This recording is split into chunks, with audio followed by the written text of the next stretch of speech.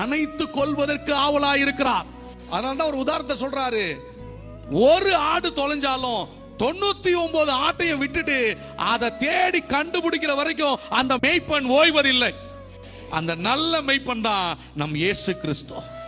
சிதறி போன தவறி போன ஒருத்தரையும் அவர் என்ன பண்றல, புறம்பே தள்ளுவதில்லை, சேர்த்து கொள்ள விரும்புகிறார்.